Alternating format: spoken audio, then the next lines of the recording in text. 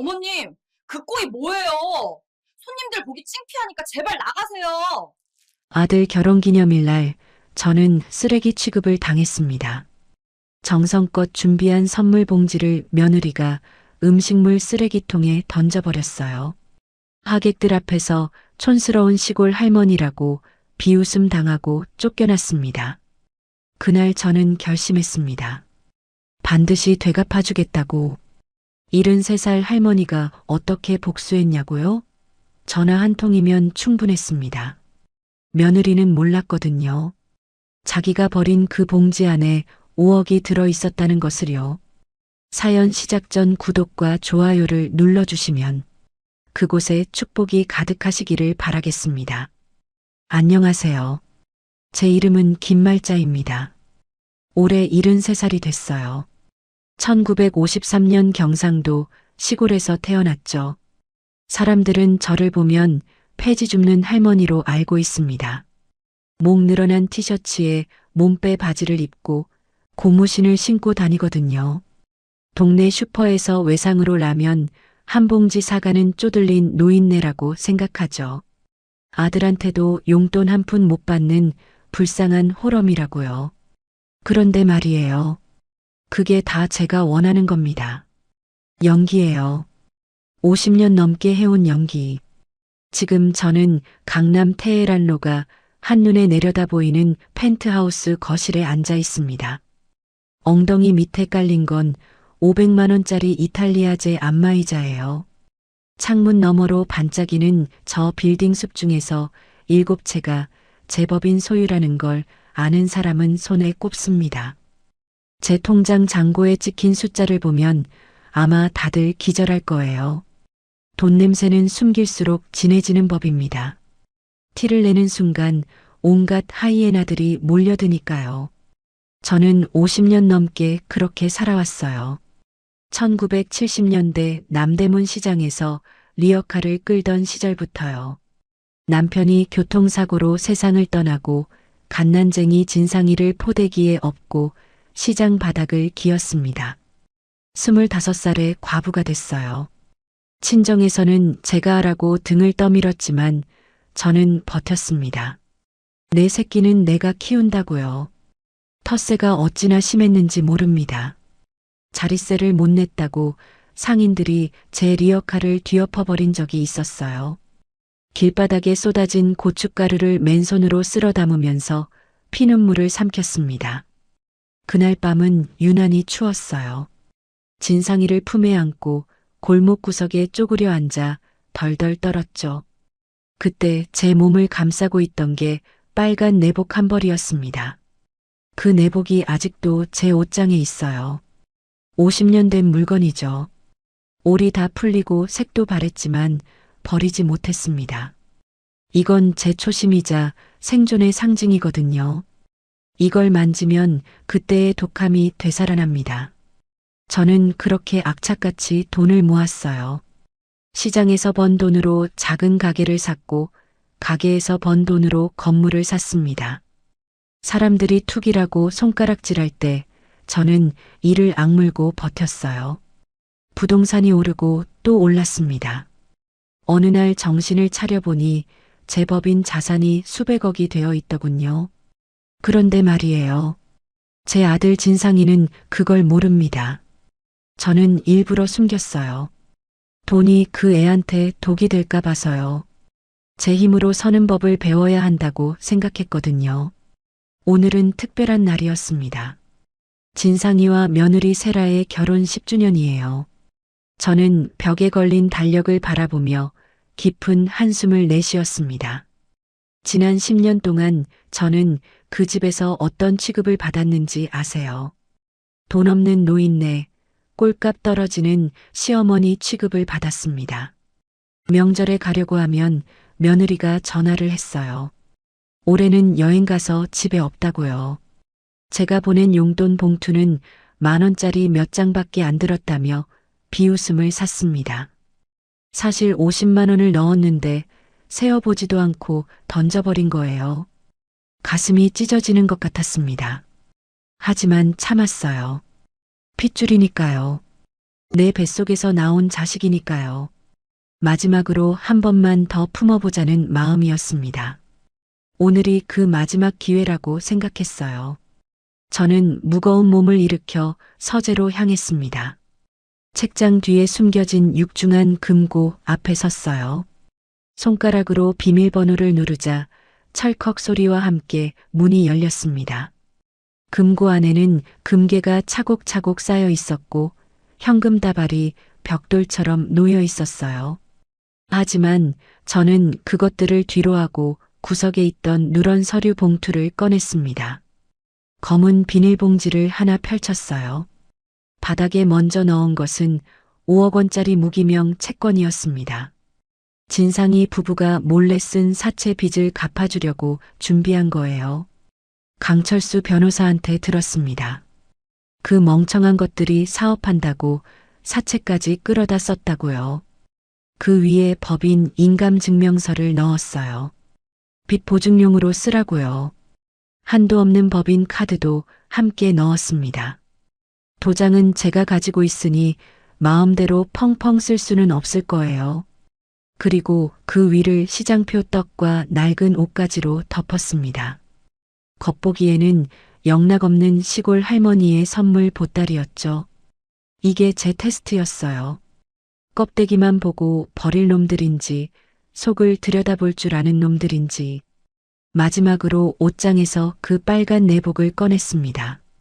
코에 가져다 대니 아직도 그때의 땀 냄새가 배어 있는 것 같았어요.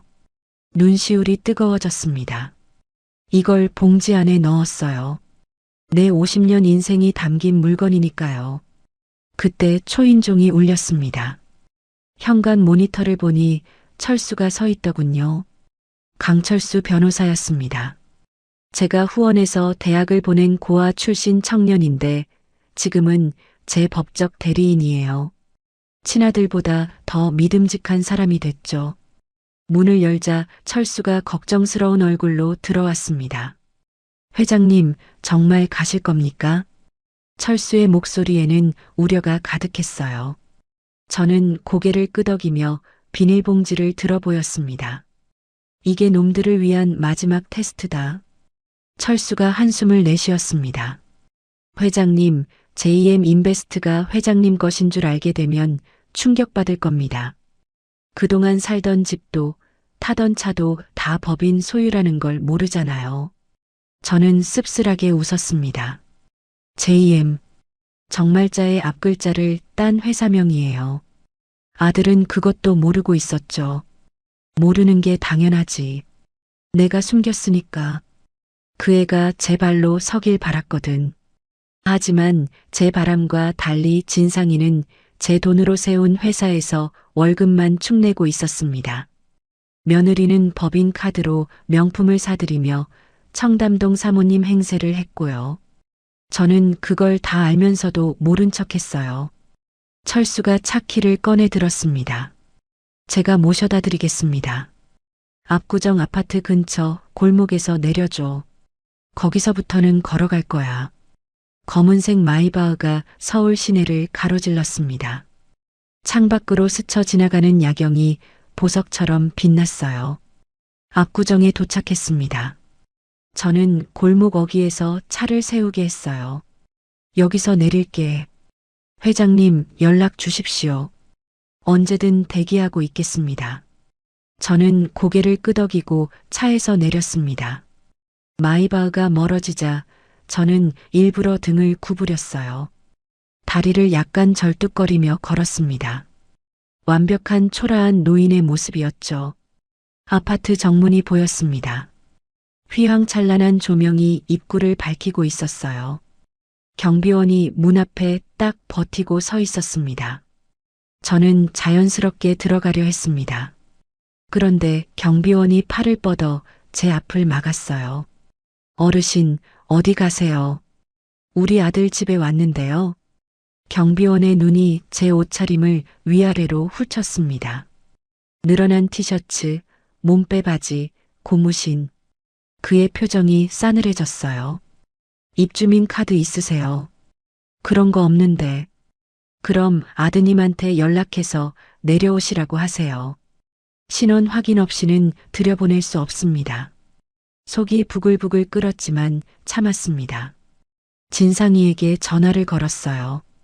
신호가 가고 또 갔지만 받지 않았습니다. 세 번째 시도에서야 귀찮다는 듯한 목소리가 들렸죠. 왜요, 엄마? 나 지금 내 아파트 앞인데 경비원이 안 들여보내줘. 뭐요? 지금요? 엄마, 오늘 세라 친구들 와 있어요. 나중에 와요. 나중이라니. 오늘 너희 결혼기념일이잖아. 전화 너머로 한숨소리가 들렸습니다. 잠깐만요. 전화가 끊겼습니다. 잠시 후 경비원의 무전기에서 지직거리는 소리가 났어요. 보내드려요. 경비원이 마지못해 비켜섰습니다. 저는 고개를 꼿꼿이 세우고 들어갔어요. 하지만 가슴 한구석이 먹먹했습니다. 내 아들 집에 오는데 이렇게 허락을 받아야 하다니요. 이 아파트가 누구 돈으로 산 건데요? 엘리베이터 앞에 도착했습니다. 버튼을 누르고 기다리는데 뒤에서 딸깍거리는 구두 소리가 들렸어요. 밍크 코트를 걸친 중년 여자였습니다. 그녀는 저를 보더니 인상을 확 찌푸렸어요. 엘리베이터 문이 열렸습니다. 저는 먼저 들어갔고 그녀는 한 발짝 물러섰어요. 그리고 코를 막더니 옆에 있던 다른 여자에게 속삭였습니다. 어우, 무슨 냄새야. 관리실에 얘기해야겠다. 아무나 들여보내면 어떡해. 저는 그녀를 똑바로 쳐다봤습니다. 눈을 피하지 않았어요. 제 눈빛에 뭔가 느꼈는지 그녀가 움찔하며 고개를 돌렸습니다. 당신이 쓰고 다니는 그 밍크 코트보다 내 통장 잔고가 더 많아요. 당신 남편 연봉 10년치를 합쳐도 내 한 달 이자 수익에 못 미쳐요. 하지만 말하지 않았습니다. 말해봤자 믿지도 않을 테니까요. 15층에 도착했습니다. 복도 끝 우리 아들 집이 보였어요. 현관문 앞에 서니 안에서 웃음소리가 새어나왔습니다. 샴페인 잔 부딪히는 소리, 여자들의 깔깔거리는 웃음소리. 저는 잠시 멈칫했습니다. 도어락 비밀번호를 알고 있었어요. 아들 생일인 1983년 5월 7일. 하지만 그냥 누르고 들어가기가 망설여졌습니다. 갑자기 들어가면 진상이가 당황하겠죠. 손가락이 초인종 위에서 떨렸습니다. 가슴이 터질 것 같았어요. 심장이 쿵쾅쿵쾅 뛰었습니다. 지금이라도 돌아갈까? 아니야. 내 새끼는 다를 거야. 며느리는 남이지만 진상이는 내 핏줄이잖아. 저 안에서 나를 기다리고 있을 거야. 저는 비닐봉지 속 빨간 내복을 꽉 쥐었습니다. 50년 전 추위 속에서 나를 지켜줬던 그 내복이요. 손끝에서 거친 천의 감촉이 느껴졌어요. 그때의 독함이 되살아났습니다. 용기가 솟았습니다. 진상아, 애미 왔다. 저는 떨리는 손가락으로 초인종을 눌렀습니다. 초인종 소리가 울리자 안에서 웅성거리는 소리가 들렸습니다. 딸깍 소리와 함께 인터폰 화면이 켜졌어요. 카메라 렌즈가 저를 비추고 있다는 게 느껴졌습니다. 잠시 정적이 흘렀어요. 한 박자, 두 박자. 아마 화면 속 제 모습을 보고 당황했겠죠. 그리고 마침내 현관문이 열렸습니다. 문 앞에 선 건 며느리 세라였습니다. 풀 메이크업에 반짝이는 검은색 드레스를 입고 있었어요. 목에는 진주 목걸이가 걸려 있었고 손에는 샴페인 잔이 들려 있었죠. 저와 눈이 마주치는 순간 세라의 표정이 확 일그러졌습니다. 입꼬리가 실룩거렸어요. 마치 길가다 벌레를 밟은 것 같은 얼굴이었습니다. 어머님? 세라의 목소리가 날카롭게 올라갔습니다. 뒤쪽 거실에서 웅성거리던 소리가 뚝 멈췄어요. 와인잔을 든 여자들이 일제히 고개를 돌려 저를 쳐다봤습니다. 대여섯 명은 되어 보였어요. 청담동 사모님들이라고 세라가 늘 자랑하던 친구들이었죠. 명품 가방과 보석으로 치장한 그녀들의 눈빛이 저를 위아래로 훑쳤습니다. 어머, 저 사람 누구야? 웬 할머니가 여기를. 경비원은 뭐 하는 거야? 수군거리는 소리가 귓전을 파고들었어요. 그녀들이 저를 보며 킥킥거렸습니다. 동물원 원숭이가 된 기분이었어요.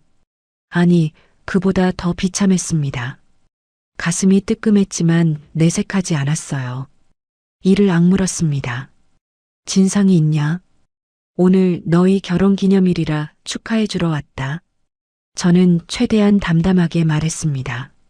목소리가 떨리지 않도록 신경 썼어요. 세라의 얼굴이 불그락푸르락해졌습니다. 그녀가 급하게 현관 밖으로 나와 문을 반쯤 닫았어요. 친구들에게 이 광경을 더 이상 보여주기 싫은 모양이었죠. 어머님 미쳤어요? 쉬쉬하는 목소리였지만 날이 서 있었어요. 세라의 눈동자가 도끼를 품고 있었습니다. 연락도 없이 갑자기 오시면 어떡해요. 그것도 이 꼴로. 제 친구들 앞에서 제가 얼마나 창피한지 알아요? 이 꼴이라니요. 저는 속으로 씁쓸하게 웃었습니다. 그래요. 내 꼴이 그렇게 볼품없어 보이나 보죠. 하지만 이 꼴로 50년을 살아왔고 이 꼴로 수백억을 벌었어요. 너는 그걸 모르지. 내 아들 집에 오는데 연락이 필요하냐. 10주년이라 밥 한 끼 같이 먹으러 왔다. 저는 뻔뻔하게 문을 밀고 들어가려 했습니다. 내 돈으로 사준 집이니까요. 그런데 세라가 양팔을 벌려 중문 앞을 딱 막아섰어요. 마치 불청객을 막는 경비원 같았습니다. 제 낡은 옷자락이 그녀의 드레스에 스치자 세라가 소스라치게 놀라며 한 발짝 물러섰어요. 그리고는 자기 옷을 탈탈 털었습니다. 마치 더러운 게 묻기라도 한 것처럼요. 그 모습을 보는 순간 가슴 한구석이 쿵 내려앉았습니다. 10년 전 결혼식 날이 떠올랐거든요. 저 며느리가 제 손을 두 손으로 꼭 잡고 눈물을 글썽이며 말했었어요. 어머님, 평생 잘 모시겠습니다. 진상 오빠한테 못지않게 어머님도 사랑할게요. 그때 저는 감동해서 며느리 손등을 쓰다듬어 줬습니다. 사람이 이렇게 변할 수 있구나 싶었어요. 저는 손에 들고 있던 검은 비닐봉지를 내밀었습니다. 이거 받아라. 너희 살릴 귀한 거다. 세라가 봉지를 힐끗 쳐다봤어요. 봉지 틈 사이로 낡은 빨간 내복과 시장표 떡이 보였을 겁니다. 세라의 코가 찡긋거렸어요. 손으로 코를 막았습니다. 이게 뭐예요? 어우, 무슨 쉰내가 이렇게 나요. 그러니까 귀한 거라니까. 바닥에 든 거 꺼내봐라. 바닥이요? 어머님, 이런 거 가져오시면 안 돼요. 제 친구들 비위 상하게. 세라는 제 말을 듣지도 않았습니다. 두 손가락으로 봉지를 집어들더니 인상을 잔뜩 찌푸렸어요. 마치 쓰레기를 집어든 것처럼요. 냄새나는 헌 옷하고 딱딱하게 굳은 떡이 선물이에요? 시장에서 1,000원에 파는 거 아니에요? 차라리 안 오시는 이만 못하네. 그 순간 안쪽에서 발소리가 들렸습니다. 진상이었어요. 소란스러움에 안방에서 나온 모양이었죠. 저는 반가운 마음에 아들을 불렀습니다. 진상아. 진상이가 저를 봤어요. 순간 당황한 기색이 역력했습니다. 눈이 커졌다가 작아졌어요. 저는 아들에게 손짓했습니다. 이리 오라고요. 이 며느리 좀 말려달라고요. 그런데 아들은 제게 오지 않았어요. 거실에 있는 며느리 친구들을 힐끗 쳐다봤습니다. 그녀들이 수군거리며 이쪽을 구경하고 있었어요. 진상이의 얼굴이 빨개졌습니다. 그리고는 고개를 푹 숙이더니 슬그머니 뒤로 물러났어요. 발걸음을 죽여가며 다시 안방으로 들어가 버렸습니다. 문을 닫는 소리가 들렸어요. 저는 멍하니 서 있었습니다. 머릿속이 하얘졌어요. 내 아들이 나를 보고 숨어버렸습니다. 어머니가 왔는데 친구들 눈치가 보여서 도망친 거예요. 43살 먹은 아들이 엄마가 창피해서 숨어버렸어요. 가슴이 칼로 도려내는 것 같았습니다. 심장이 쥐어짜이는 느낌이었어요. 눈앞이 아찔해졌습니다. 다리에 힘이 풀렸어요. 하지만 쓰러지지 않았습니다. 이를 악물고 버텼어요. 세라가 비웃듯이 콧방귀를 뀌었습니다. 보셨죠? 오빠도 부끄러워하잖아요. 어머님, 제발 분위기 좀 읽으세요. 저는 아무 말도 할 수 없었습니다. 목구멍에 뭔가 걸린 것 같았어요.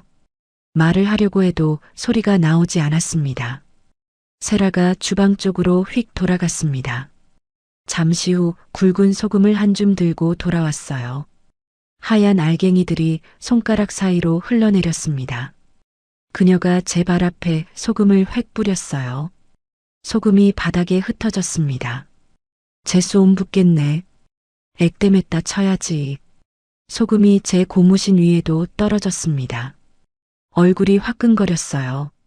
평생 이런 모욕을 당해본 적이 없었습니다. 남대문 시장에서 리어카 뒤집어지고 땅바닥에 엎드려 물건 주울 때도 이렇게 비참하지는 않았어요. 그때는 남이었으니까요. 지금은 제 며느리가 하는 짓이에요. 세라가 제 손에서 검은 비닐봉지를 낚아챘습니다.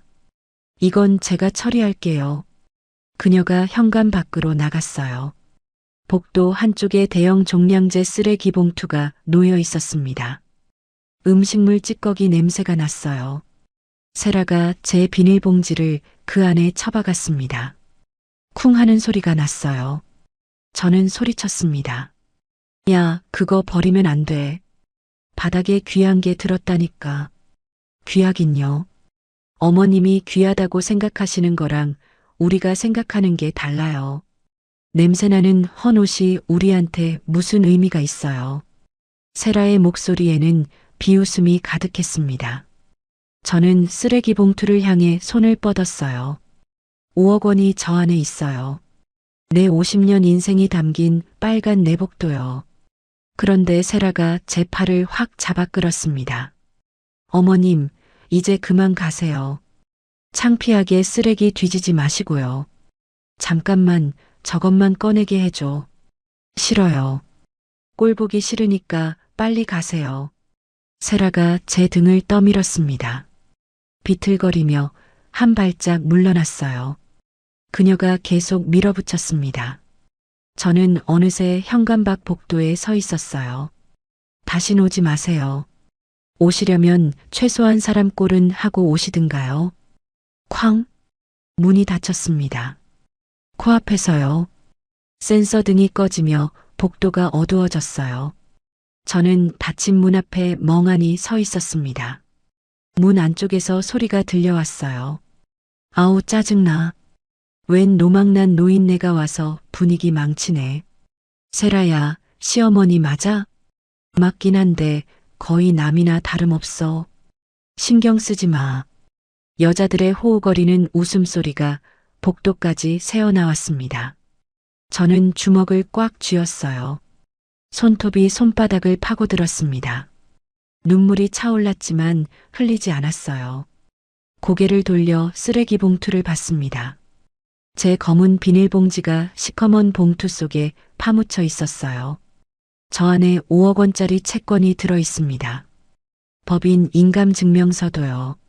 며느리가 제 발로 복을 걷어찬 거예요.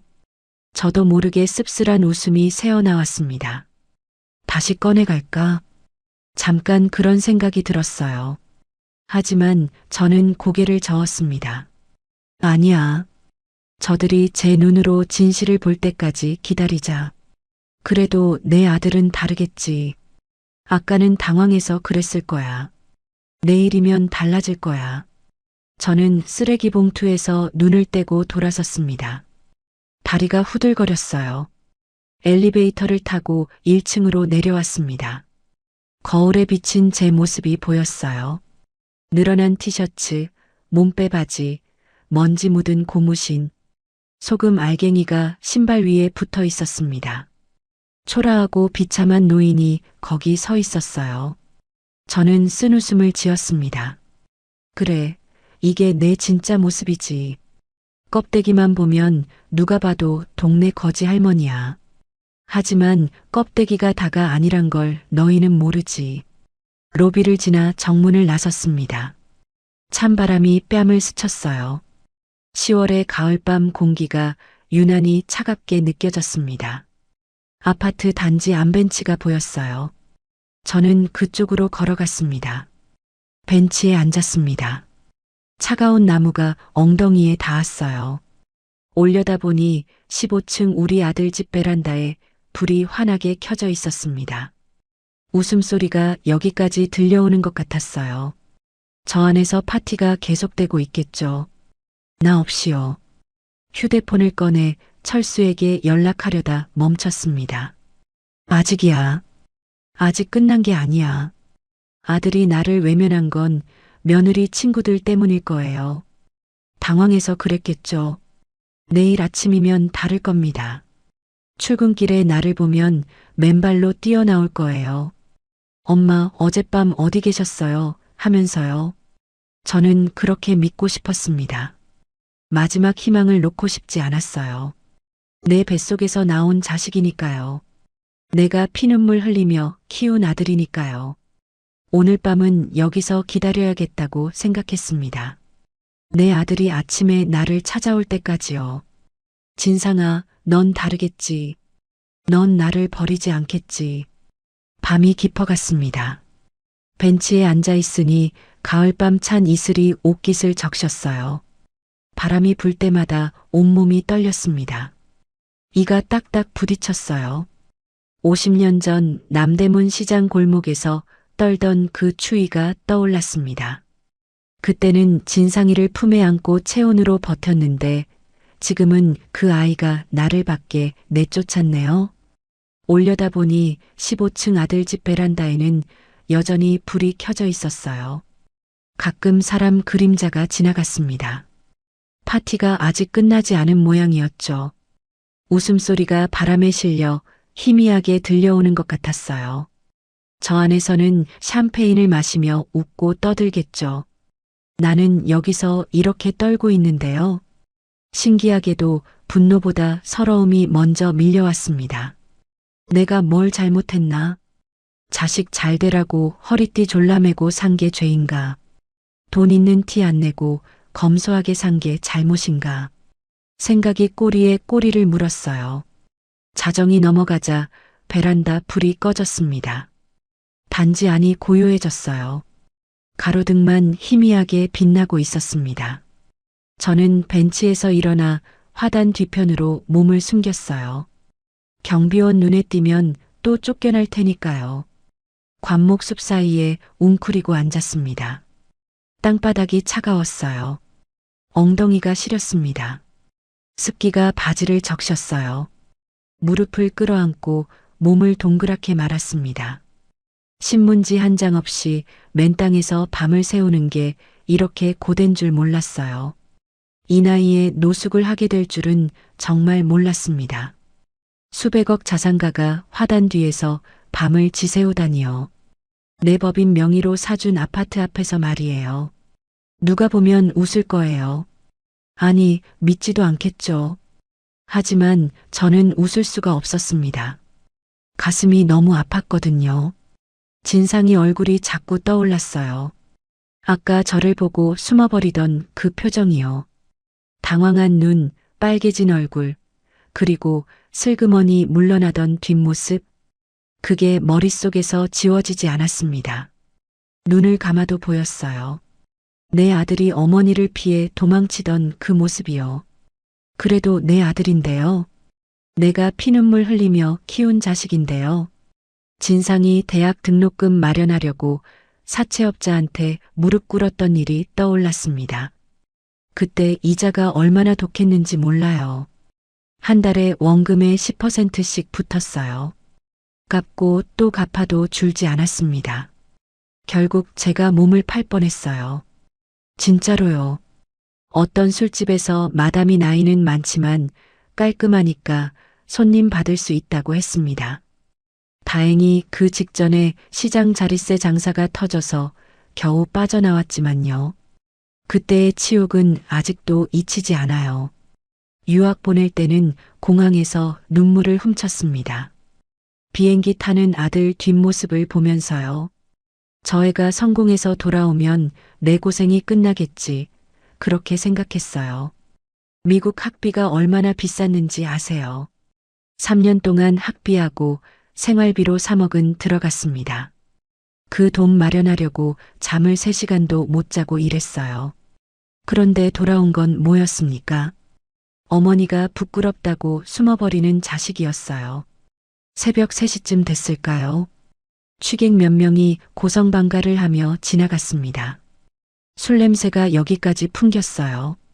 저는 숨을 죽이고 관목 뒤에 납작 엎드렸습니다.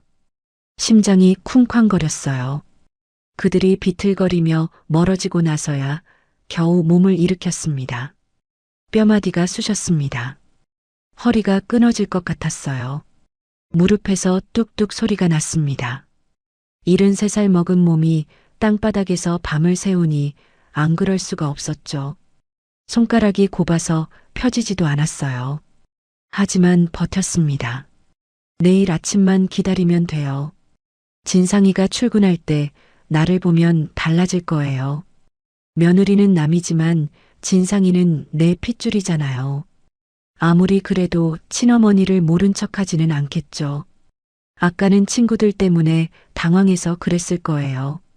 저는 그렇게 믿고 싶었습니다. 마지막 희망의 끈을 놓고 싶지 않았어요. 동이 트기 시작했습니다. 하늘이 뿌옇게 밝아왔어요. 동쪽 하늘이 분홍빛으로 물들었습니다. 새들이 지저귀기 시작했어요. 어디선가 참새 소리가 들렸습니다. 저는 뻣뻣하게 굳은 몸을 일으켜 세웠어요. 관절이 뚝뚝 소리를 냈습니다. 온몸이 천근만근 같았어요. 허리를 펴는 데만 30초는 걸린 것 같았습니다. 화단에서 나와 정문 쪽으로 걸어갔습니다. 입주민들이 하나둘 출근 준비를 하고 있었어요. 차들이 지하 주차장에서 올라오기 시작했습니다. 저는 정문 근처 화단 옆에 서서 기다렸어요. 아들 차가 나오기를요. 7시 반쯤 됐을까요? 멀리서 익숙한 차가 보였습니다. 검은색 벤츠였어요. 제가 법인 명의로 리스해준 차였죠. 진상이가 운전석에 앉아 있었고 조수석에는 세라가 있었습니다. 심장이 빠르게 뛰기 시작했어요. 손바닥에 땀이 났습니다. 저는 화단에서 비틀거리며 걸어 나갔어요. 차가 정문 차단기 앞에서 멈췄습니다. 경비원이 인사를 하고 차단기를 올렸어요. 바로 그 순간이었습니다. 운전석의 진상이와 제 눈이 딱 마주쳤어요. 불과 5, 6미터 거리였습니다. 저는 입모양으로 아들을 불렀어요. 진상아. 아들의 눈이 커졌습니다. 저를 알아본 거예요. 당연하죠. 자기 어머니를 모를 리가 없잖아요. 저는 손을 들어 흔들었습니다. 이리 와, 엄마 여기 있어. 하는 마음으로요. 그런데요. 진상이가 순간 움찔하더니 옆좌석의 세라를 힐끗 쳐다봤습니다.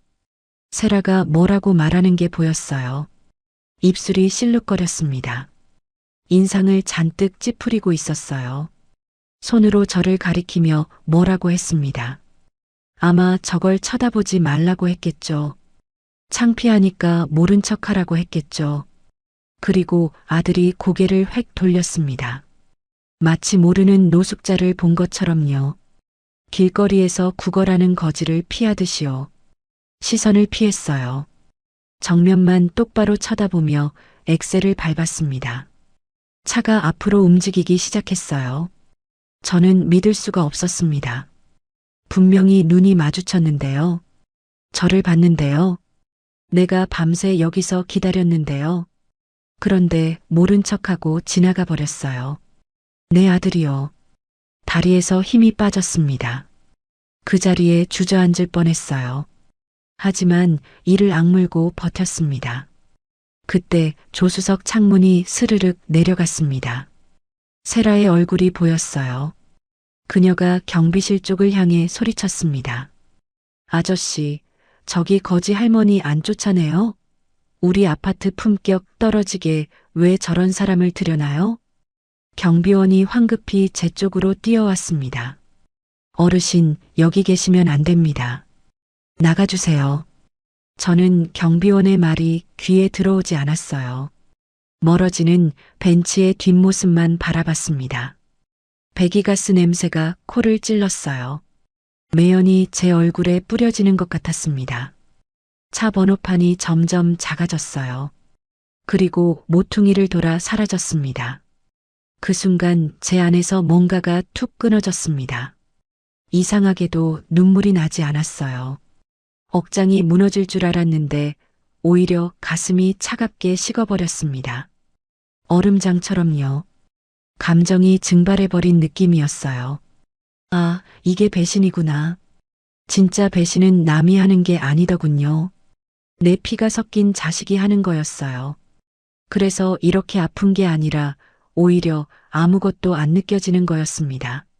너무 아프면 감각이 마비된다고 하잖아요. 그게 바로 이런 거구나 싶었어요. 저는 주머니에서 폴더폰을 꺼냈습니다. 손가락으로 번호를 눌렀어요. 신호가 갔습니다. 2번 울리고 전화가 연결됐어요. 회장님, 괜찮으십니까? 철수의 목소리가 들렸습니다. 걱정이 묻어 있었어요. 저는 담담하게 대답했습니다. 목소리가 떨리지 않았어요. 놀라울 정도로 차분했습니다. 철수야, 들리냐? 네, 회장님. 잘 들립니다. 대청소 시작하자. 전화기 너머에서 잠시 침묵이 흘렀습니다. 회장님, 그러시면 내 집에서 기생충들 좀 박멸해야겠다. 아주 깨끗하게. 하나도 안 남기고. 알겠습니다. 준비하고 있겠습니다. 저는 전화를 끊었습니다. 굽어있던 허리를 펴고 몸에 묻은 흙을 툭툭 털어냈어요. 고무신에 붙은 나뭇잎도 떼어냈습니다. 경비원이 여전히 제 옆에 서 있었어요. 어르신, 나가셔야. 저는 경비원을 똑바로 쳐다봤습니다. 제 눈빛에 뭔가 느꼈는지 그가 말을 멈췄어요. 움찔하며 한 발짝 물러섰습니다. 저는 아무 말 없이 정문을 향해 걸어갔습니다. 발걸음이 가벼웠어요. 이상하게도 몸이 아프지 않았습니다. 아까까지 쑤시던 허리도 시리던 무릎도 괜찮았어요. 정문을 나서니 골목 어귀에 검은색 마이바흐가 대기하고 있었습니다. 철수가 어젯밤부터 기다리고 있었나 봐요. 역시 그 녀석은 믿을만했습니다. 차 문이 열렸어요. 저는 뒷좌석에 올라탔습니다. 펜트하우스로 가자. 네, 회장님. 차가 출발했습니다. 창밖으로 아파트 단지가 멀어졌어요. 15층 아들집 베란다가 점점 작아졌습니다. 저는 뒤돌아보지 않았어요. 창밖 풍경이 흐르는 걸 바라보며 생각했습니다. 50년 동안 자식을 위해 살았어요. 내 인생의 전부를 쏟아부었습니다. 밥을 굶어가며 등록금을 대고 잠을 줄여가며 유학비를 벌었어요. 그게 다 뭐였나 싶었습니다. 아들아, 너는 오늘 애미를 버렸다. 그러니 나도 오늘부터 내 애미를 그만둔다. 이제부터는 사채업자 김말자로 돌아갈 거야. 내가 그토록 부끄러워하던 그 김말자로. 입꼬리가 실룩거렸습니다. 웃음이 아니었어요. 50년 만에 깨어난 도끼였습니다. 가슴 속에서 차갑고 날카로운 무언가가 솟아오르는 게 느껴졌어요. 모성애가 증발한 자리에 냉혹한 사업가의 본능이 깨어나고 있었습니다. 그래, 내가 누군데? 맨손으로 수백억을 일군 김말자잖아. 이제 보여줄 거야. 껍데기만 보고 사람을 판단한 대가가 뭔지. 펜트하우스에 도착하자마자 욕실로 직행했습니다. 뜨거운 물을 틀고 샤워기 아래 섰어요. 며느리가 뿌린 소금기와 화단의 흙먼지가 씻겨 내려갔습니다. 물이 배수구로 빨려 들어가는 걸 보며 생각했어요. 저것처럼 내 안의 미련도 다 씻어내자고요. 샤워를 마치고 나오니 몸이 한결 가벼웠습니다. 거울 앞에 서서 얼굴을 들여다봤어요. 밤새 고생한 티가 났습니다. 눈 밑에 그늘이 졌고 볼이 움푹 꺼져 보였어요. 하지만 눈빛은 달랐습니다. 어젯밤의 서글픔은 온데간데 없고 차갑게 가라앉은 결의가 있었어요. 옷장을 열어 최고급 실크 가운을 걸쳤습니다. 부드러운 천이 피부에 닿았어요. 손목에는 다이아몬드 시계를 찼습니다.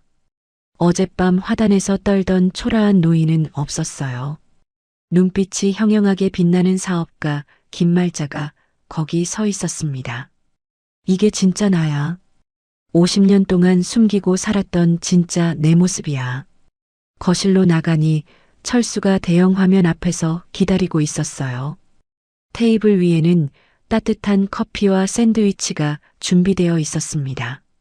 철수가 챙겨놓은 거였죠. 역시 그 녀석은 살뜰했어요. 친아들보다 낫습니다. 화면에는 JM 인베스트 법인 자산 현황이 떠 있었습니다. 부동산 목록, 금융자산, 법인 카드 내역까지 한눈에 볼 수 있었죠. 숫자들이 빼곡하게 나열되어 있었어요. 수백억의 자산이 제 손안에 있었습니다. 회장님, 준비됐습니다. 철수가 태블릿을 들고 다가왔어요. 화면을 몇 번 터치하더니 아들 부부의 카드 사용 내역을 띄웠습니다. 숫자들이 주르륵 올라갔어요. 명품 가방, 호텔 식사, 골프장, 에스테틱. 지난달만 해도 2,300만 원을 썼더군요. 전부 제 법인 카드로요. 저는 와인잔을 들고 소파에 앉았습니다. 레드 와인을 한 모금 마셨어요. 목구멍을 타고 내려가는 게 느껴졌습니다. 1단계 시작하자. 알겠습니다. 철수가 전화기를 들었어요. 카드사 긴급 신고 센터에 연결했습니다. 네, 법인 카드 도난 분실 신고하려고요. 번호는요. 철수의 목소리가 사무적으로 흘러갔습니다. 저는 와인을 홀짝이며 들었어요. 신고가 접수됐다는 말이 들렸습니다. 그 순간 아들 부부가 쓰던 카드는 휴지 조각이 됐어요. 결제 한 번 못하는 플라스틱 쪼가리가 된 거죠. 완료됐습니다, 회장님. 좋아. 다음. 철수가 다시 태블릿을 조작했어요. 화면에 백화점 내부 모습이 떴습니다. 제가 심어놓은 사람이 보내온 실시간 영상이었죠. 명품관 매장이 보였어요. 세라가 거기 서 있었습니다. 새 핸드백을 들고 카운터 앞에 있었죠. 거울에 비친 자기 모습을 흐뭇하게 바라보고 있었어요. 입꼬리가 올라가 있었습니다. 점원에게 카드를 건네는 모습이 보였어요. 자신만만한 표정이었죠. 청담동 사모님의 우아한 쇼핑이라고 생각했겠죠. 점원이 카드를 긁었습니다. 잠시 후 점원의 표정이 굳어졌어요. 뭔가 이상하다는 듯 화면을 다시 확인했습니다. 고개를 갸웃거렸어요. 다시 카드를 긁어봤습니다. 결과는 같았나 봐요. 점원이 난처한 표정으로 세라에게 뭐라고 말했어요. 세라의 얼굴이 일그러지는 게 보였습니다. 미간에 주름이 잡혔어요. 손님, 이 카드 도난 신고된 카드로 뜨는데요. 점원의 목소리가 영상에서 흘러나왔습니다. 세라가 당황하며 손을 내저었어요. 뭐라고요? 그럴 리가 없는데. 다시 해봐요. 확인했는데요. 도난 카드입니다. 보안팀에 연락해야 할 것 같아요. 매장 안에 있던 손님들이 고개를 돌렸습니다. 수군거리기 시작했어요. 세라의 얼굴이 새빨개졌습니다. 아니, 이건 우리 시어머니 회사 카드인데. 내가 도둑이에요? 죄송하지만 규정상 보안 요원이 다가오는 게 보였어요. 세라가 발버둥을 쳤지만 소용없었습니다. 결국 그녀는 사무실로 끌려갔어요. 명품관 한복판에서 도둑 취급을 당한 거죠. 저는 와인잔을 내려놓고 입꼬리를 올렸습니다. 시원했어요. 가슴이 뻥 뚫리는 기분이었습니다. 2단계. 네, 회장님. 철수가 또 다른 화면을 띄웠어요. 진상이가 운영하는 무역회사 정보였습니다. 사실 그 회사도 제 자금으로 세운 거예요. 초기 자본금 5억, 사무실 보증금 2억, 전부 제 돈이었죠. 아들은 그것도 모르고 자수성가했다고 뻐기고 다녔습니다. 거래처들한테 연락 돌렸습니다. 이번 달 계약건은 전부 보류하기로 했어요. 잘했다. 거래처 사장들은 대부분 제가 아는 사람들이었어요. 제가 한마디만 하면 움직이는 사람들이죠. 진상이는 왜 갑자기 거래처들이 계약을 미루는지 이해하지 못할 거예요. 하늘이 무너져도 솟아날 구멍이 있다고 하잖아요. 저는 그 구멍을 하나씩 막고 있었습니다. 잠시 후 철수의 전화기가 울렸어요. 봤더니 고개를 끄덕였습니다. 회장님, 아드님 회사에서 난리가 났답니다. 갑자기 세 군데서 계약 파기 통보가 왔다고요. 직원들 앞에서 머리를 감싸쥐고 있대요. 저는 아무 말 없이 와인을 한 모금 더 마셨습니다. 마음이 아프지 않았어요. 신기하게도요. 어젯밤까지만 해도 가슴이 찢어지는 것 같았는데 지금은 아무것도 느껴지지 않았습니다. 마치 남의 일 같았어요. 3단계. 철수가 고개를 끄덕였어요. 이번에는 그가 직접 노트북을 열어 뭔가를 작성하기 시작했습니다. 키보드를 두드리는 소리가 규칙적으로 들렸어요. 잠시 후 화면을 돌려 보여줬습니다. 인터넷 커뮤니티 게시판이었습니다. 제목이 눈에 들어왔어요. 청담동 며느리 박세라의 명품은 짝퉁이라는 글이었죠. 자극적인 제목이었습니다. 사람들의 시선을 확 끌만한 제목이요. 이걸 각종 커뮤니티에 동시에 올릴 겁니다. 사진 자료도 첨부했어요. 12군데 사이트에 동시 업로드됩니다. 글에는 세라가 자랑하던 가방들의 사진이 첨부되어 있었어요. 그녀의 SNS에서 퍼온 사진들이었죠. 그 옆에 정품 사진을 나란히 놓았습니다. 빨간 원으로 미세한 차이가 표시되어 있었어요. 스티칭 간격이 다르다느니, 로고 각도가 미묘하게 틀렸다느니 하는 내용이었습니다. 물론 조작한 거예요. 진짜 정품인데 짝퉁처럼 보이게 만든 거죠. 전문가가 봐도 속을 만큼 정교했습니다. 올려. 네. 철수가 버튼을 눌렀습니다.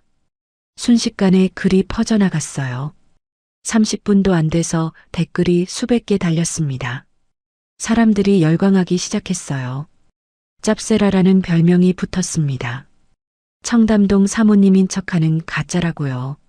세라가 그토록 신경 쓰던 이미지가 한순간에 무너져 내렸어요. 저는 소파 등받이에 기대며 천장을 올려다봤습니다. 기분이 이상했어요. 통쾌해야 하는데 왠지 허전했습니다. 이게 복수인가 싶었어요. 남을 짓밟는 게 이렇게 허무한 건가 싶었죠. 하지만 멈출 수 없었습니다. 여기서 멈추면 어젯밤 당한 수모가 그냥 묻히는 거니까요. 4단계. 철수가 고개를 끄덕이며 전화를 걸었어요. 아들 아파트 관리사무소장이었습니다. 그 사람은 원래 제 빌딩 관리인 출신이에요. 제가 압구정 아파트 관리소장으로 추천해 준 거죠. 네, 1,501호요. 관리비 3달 밀렸죠? 예고장 붙여주세요. 단전 단수 예정이라고요. 네, 빨간 딱지로요. 전화를 끄는 철수가 고개를 끄덕였습니다. 내일 아침에 현관문에 붙을 겁니다. 저는 고개를 끄덕였어요. 관리비는 사실 밀린 게 아니었습니다. 제가 내고 있었거든요. 하지만 내가 안 낸다고 하면 밀린 게 되는 거죠. 그때 제 휴대폰이 울렸습니다. 화면을 보니 사랑하는 아들이라고 저장된 이름이 떴어요. 진상이었습니다. 저는 전화를 받지 않았습니다.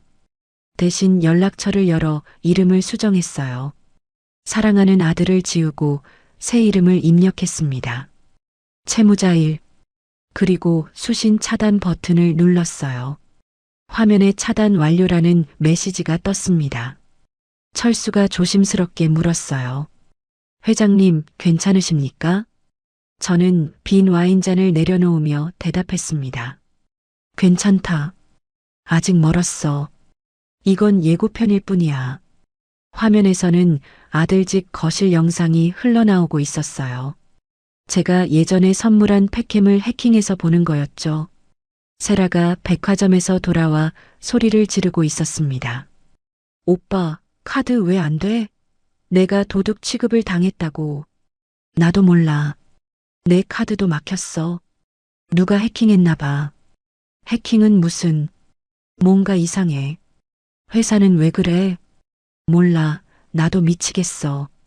두 사람이 서로를 탓하며 싸우기 시작했어요.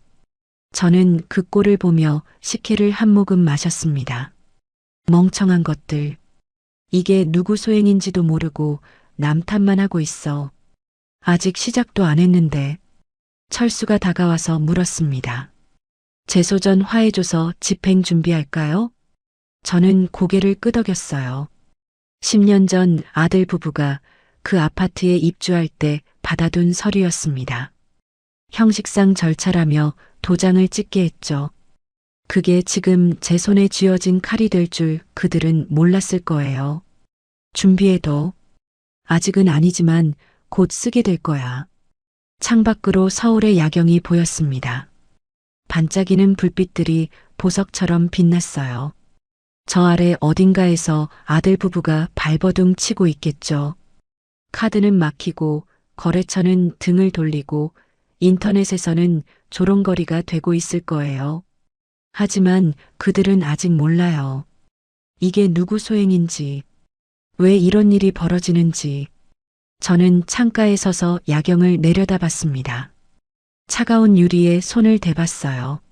싸늘한 감촉이 느껴졌습니다. 내 마음도 저 유리처럼 차가워졌어요.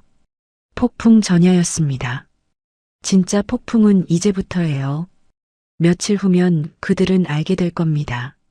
자기들이 그토록 무시하던 초라한 시어머니가 누구였는지, 껍데기만 보고 사람을 판단한 대가가 뭔지. 이틀이 지났습니다. 저는 펜트하우스에서 여유롭게 시간을 보내고 있었어요. 서예를 하며 마음을 다스렸죠. 먹을 갈고 붓을 들어 한 획 한 획 그었습니다. 인과응보. 내 글자를 써내려갔어요. 뿌린 대로 거두는 거야. 세상 이치가 그런 거지. 철수에게서 연락이 왔습니다. 내용 증명이 도착했다고요. 저는 고개를 끄덕이며 붓을 내려놓았어요. 이제 진짜 시작이었습니다. 그 시각 압구정 아파트에서는 난리가 났을 거예요. 퀵서비스 기사가 서류 봉투를 전달했거든요. 두툼한 갈색 봉투였습니다. 겉면에는 내용 증명이라고 적혀 있었죠. 철수가 보내온 영상을 봤습니다. 팩캠으로 찍힌 거실 모습이었어요. 진상이가 봉투를 뜯고 있었습니다. 서류를 꺼내 읽기 시작했어요. 처음에는 무심한 표정이었습니다. 또 무슨 광고 우편이겠거니 했겠죠. 그런데 읽어 내려가던 진상이의 얼굴이 점점 굳어졌습니다. 눈이 커졌어요.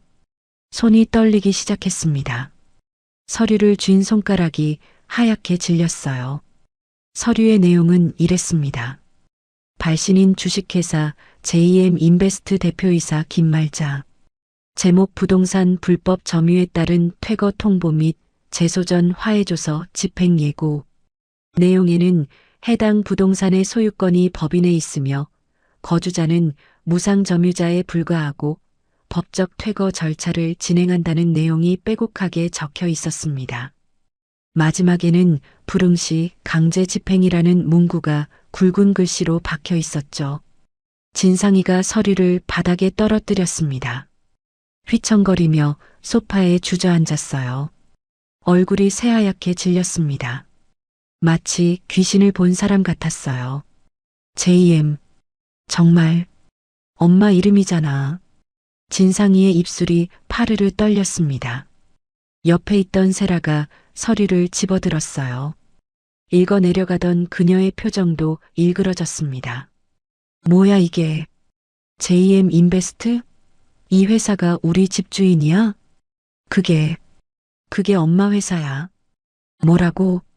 세라의 목소리가 날카롭게 올라갔습니다. 시어머니가 회사를 가지고 있어? 그 꼬질꼬질한 할머니가? 진상이가 머리를 감싸쥐었어요. 손가락 사이로 땀이 흘러내렸습니다. 몰랐어. 나도 몰랐다고. 저는 화면을 보며 씁쓸하게 웃었습니다. 그래, 넌 몰랐겠지. 내가 숨겼으니까. 내가 제 발로 서길 바랐으니까. 하지만 넌 내 돈으로 살면서 나를 부끄러워했어.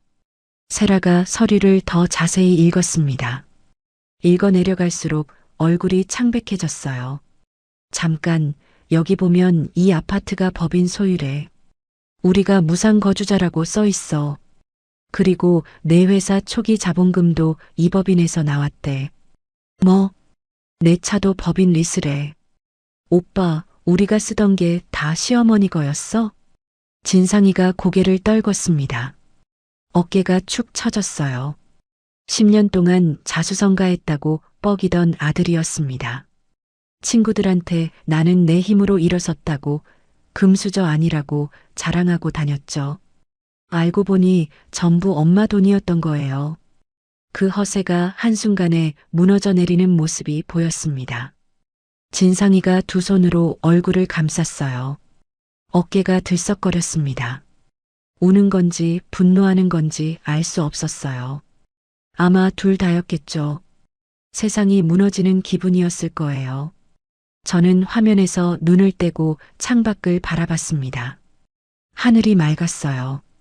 구름 한 점 없는 파란 하늘이었습니다. 새들이 자유롭게 날아다니고 있었죠. 마음이 복잡했어요. 통쾌해야 하는데 왠지 쓸쓸했습니다. 내 아들이 저렇게 무너지는 걸 보는 게 즐겁지만은 않았어요. 그래도 핏줄은 핏줄인가 봅니다. 하지만 돌이킬 수 없었습니다. 그들이 먼저 나를 버렸으니까요. 잠시 후 제 휴대폰이 미친 듯이 울리기 시작했습니다. 진상이 번호였어요. 물론 차단해놨으니 연결은 안 됐죠. 그러자 집 전화로 걸어왔습니다. 그것도 차단. 그 다음엔 회사 전화로요. 역시 차단. 철수가 고개를 저으며 말했어요. 미친 듯이 연락하고 있습니다. 30분 동안 100통 넘게 걸어왔어요. 그러겠지. 저는 담담하게 대답했습니다. 예상한 일이었으니까요. 그때 음성 메시지 알림이 떴습니다. 세라가 보낸 거였어요. 재생 버튼을 눌렀습니다. 어머님, 저 세라예요. 어머님, 이게 무슨 일이에요? 저희가 뭘 잘못했는지 모르겠어요. 오해가 있는 것 같은데 한번 만나서 얘기해요. 네, 어머님. 콧소리 섞인 애교 가득한 목소리였습니다. 이틀 전만 해도 소금을 뿌리며 쫓아내던 여자가 맞나 싶었어요. 역겹다는 생각이 들었습니다. 사람이 이렇게 뻔뻔할 수가 있구나. 저는 메시지를 삭제했습니다. 들을 가치도 없었어요. 철수에게서 또 연락이 왔습니다. 회장님, 아드님 부부가 움직이기 시작했습니다. 회장님 예전 주소지로 가는 것 같아요. 저는 고개를 끄덕였습니다. 예상대로였어요. 그들은 제가 살던 달동네 단칸방 주소를 알고 있었거든요. 제 위장 거주지였죠. 물론 거기엔 아무것도 없었습니다. 이미 빼놨으니까요. 철수야, 거기서 기다려. 알겠습니다. 2시간쯤 지났을까요? 철수에게서 영상 통화가 왔습니다. 화면에는 낡은 연립주택 골목이 보였어요. 페인트가 벗겨진 건물, 좁은 계단, 빨래가 널린 베란다. 제가 서민인 척 살던 곳이었죠. 진상이와 세라가 허겁지겁 골목으로 들어서는 게 보였습니다. 숨이 차서 헐떡거리고 있었어요. 세라는 굽 높은 구두를 신고 왔다가 발이 아픈지 절뚝거렸습니다. 골목이 좁아서 택시가 못 들어왔나 봐요. 두 사람이 낡은 철문 앞에 섰습니다. 101호. 제가 살던 방이었죠. 페인트가 벗겨진 문, 녹슨 문고리, 찢어진 우편함. 진상이가 이 앞에 서본 게 언제였을까요? 아마 대학 시절 이후로는 한 번도 안 왔을 거예요. 어머니 집이 부끄럽다며 친구들한테 주소도 안 알려줬으니까요. 진상이가 문을 두드렸어요. 쿵쿵쿵. 대답이 없었습니다. 더 세게 두드렸어요. 주먹으로 쾅쾅 내리쳤습니다. 엄마, 엄마 나야. 문 열어. 나 진상이야. 목소리가 갈라졌어요. 절박함이 묻어났습니다. 하지만 아무 소리도 나지 않았습니다. 옆집에서 누가 문을 열고 뭐야 시끄럽게 하며 쳐다봤어요. 진상이가 아랑곳하지 않고 문고리를 잡아당겼습니다. 문이 열렸어요. 잠겨 있지 않았던 거죠. 두 사람이 안으로 들어갔습니다. 그리고 멈춰 섰어요. 텅 빈 방이 그들을 맞았거든요. 가구도 없고 살림살이도 없었습니다. 먼지만 수북이 쌓여 있었어요. 사람이 산 지 오래된 게 분명했죠. 뭐야? 아무것도 없잖아. 세라가 허탈한 목소리로 말했습니다. 진상이가 빈 방을 두리번거렸어요. 벽에 붙은 낡은 달력만 덩그러니 걸려 있었습니다. 이사 간 거야? 대체 어디로? 그때 뒤에서 발소리가 들렸습니다. 두 사람이 돌아봤어요. 철수가 서 있었습니다.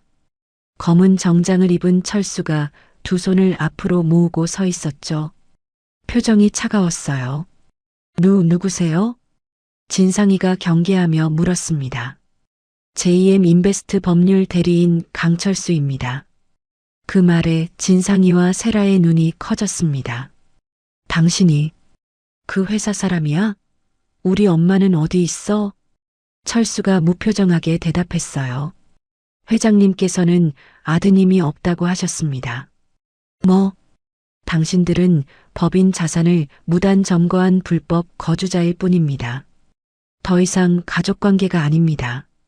진상이의 얼굴이 일그러졌습니다. 주먹을 불끈 쥐었어요. 야, 지금 장난해?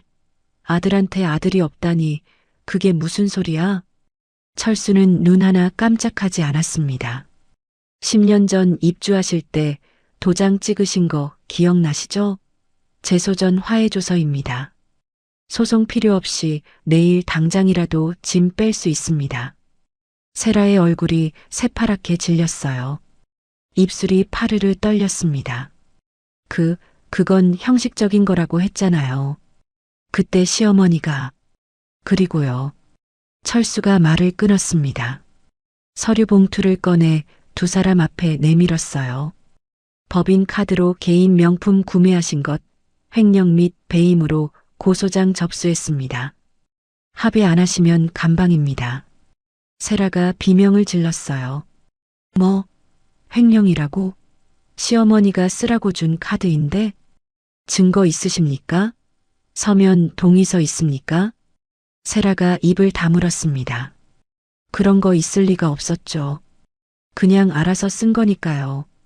저는 화면으로 그 모습을 지켜보며 차를 한 모금 마셨습니다. 볼썽 사나웠어요. 방금 전까지 큰 소리치던 아들이 풀이 죽어 고개를 떨구고 있었습니다. 세라는 머리채를 쥐어뜯으며 발을 동동 굴렀어요. 오빠 어떡해? 어떡하냐고. 시끄러워. 내가 맨날 카드 긁어서 이 지경이 된 거잖아. 뭐? 오빠가 엄마 관리 안 해서 이 꼴 난 거지. 두 사람이 서로에게 소리를 지르기 시작했습니다. 손가락질을 하고 멱살을 잡을 듯이 으르렁거렸어요. 세라가 진상이 가슴팍을 밀쳤습니다. 진상이가 비틀거렸어요. 좁은 방 안에서 두 사람의 고함 소리가 울려 퍼졌습니다. 철수가 조용히 그 자리를 떴어요. 볼 것도 없다는 듯이요.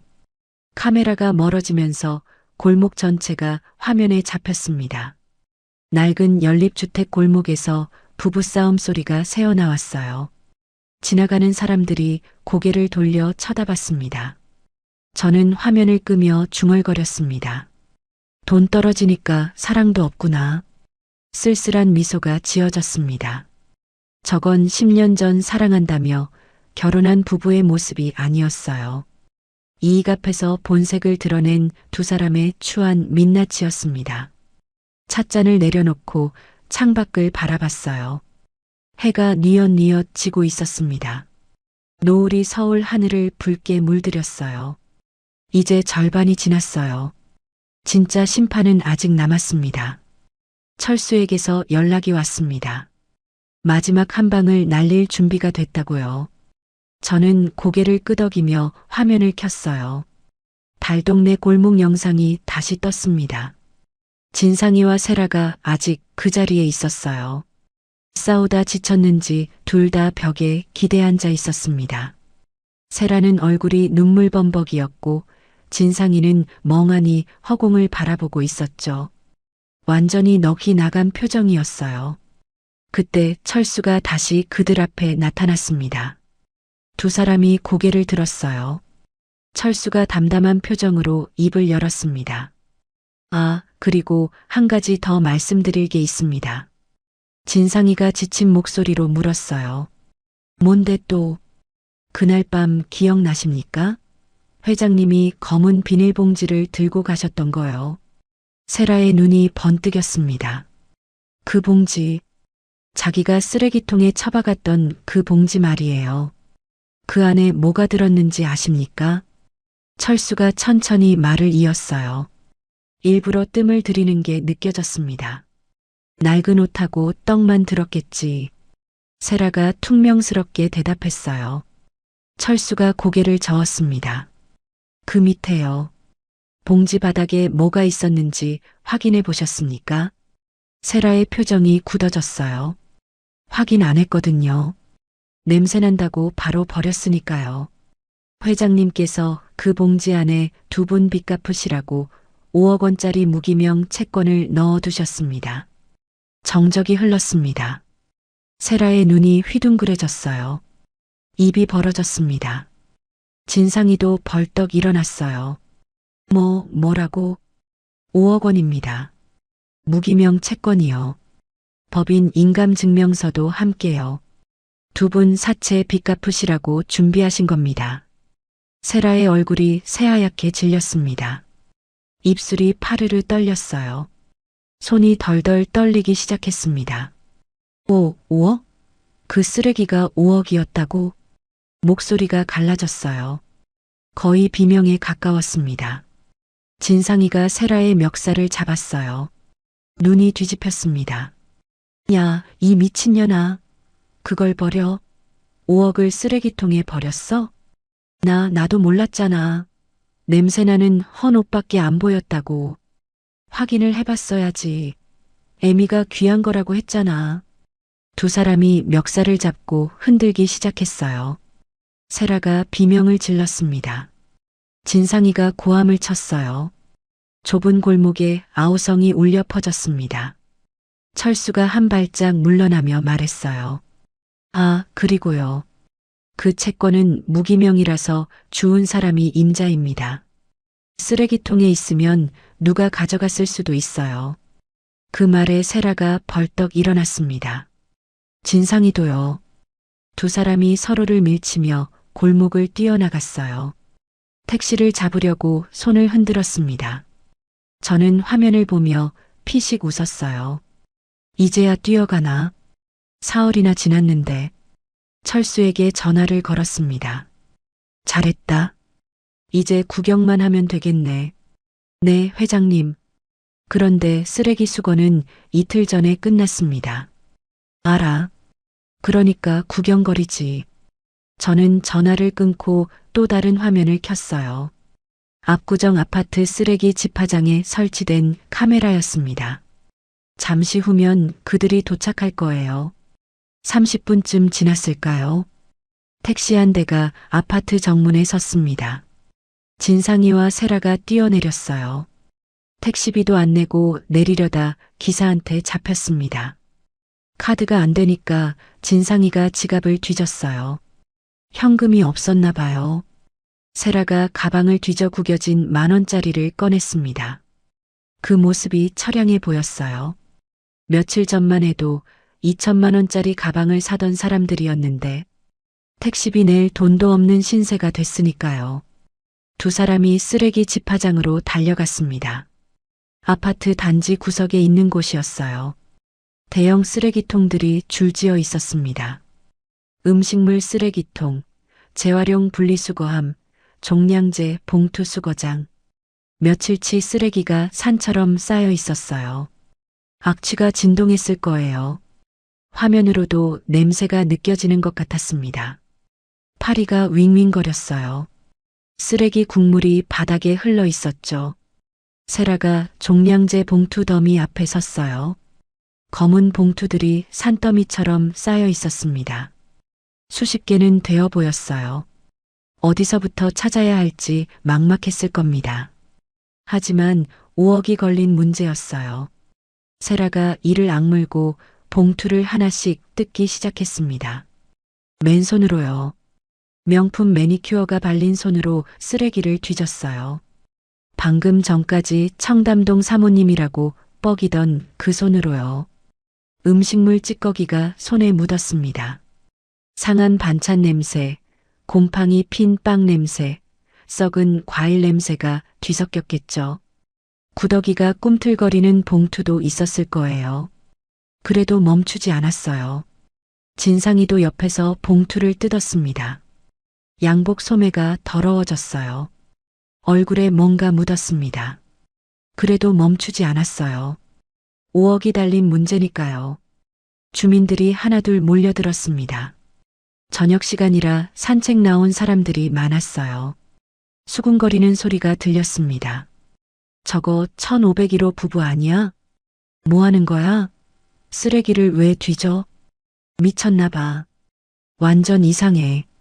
아까 인터넷에서 본 그 짭새라 아니야? 맞는 것 같은데. 킥킥거리는 웃음소리가 났어요.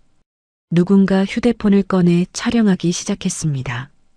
플래시가 번쩍였어요. 한 명이 찍으니까 다른 사람들도 따라 찍었습니다. 순식간에 여러 대의 휴대폰이 그들을 향했어요. 세라가 고개를 들어 주민들을 봤습니다. 자기를 찍고 있다는 걸 알았겠죠. 하지만 멈출 수 없었어요. 5억이니까요. 창피함보다 돈이 더 급했을 겁니다. 곧 인터넷에 퍼지겠죠. 압구정 쓰레기 부부라고요. 청담동 사모님의 화려한 추락이라고요. 세라가 계속 봉투를 뒤졌습니다. 찾을 수 없었어요. 검은 비닐봉지는 없었습니다. 손톱 사이에 정체 모를 것들이 끼었어요. 머리카락에 뭔가 묻었습니다. 드레스가 엉망이 됐어요. 그래도 포기하지 않았습니다. 1시간쯤 지났을까요? 경비원이 다가왔어요. 코를 막고 있었습니다. 저기요, 여기서 뭐 하시는 거예요? 세라가 울먹이며 대답했어요. 중요한 거 찾고 있어요. 사흘 전에 버린 봉투인데. 사흘 전이요? 그럼 없어요. 그저께 수거차가 다 가져갔어요. 세라의 동작이 멈췄습니다. 손에 든 쓰레기 봉투가 툭 떨어졌어요. 뭐라고요? 수거차요. 월요일하고 목요일에 와요. 그저께가 목요일이었으니까. 세라가 그 자리에 주저앉았습니다. 쓰레기 더미 위에요. 오물이 드레스에 묻었어요. 그래도 일어나지 못했습니다. 끝났어. 5억이. 내가 버린 5억이. 진상이가 세라 옆에 털썩 주저앉았어요. 두 손으로 얼굴을 감쌌습니다. 어깨가 들썩거렸어요.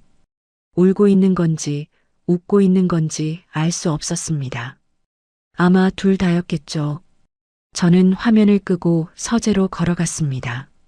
책상 위에 놓인 물건을 바라봤어요. 꼬깃꼬깃 구겨진 검은 비닐봉지였습니다.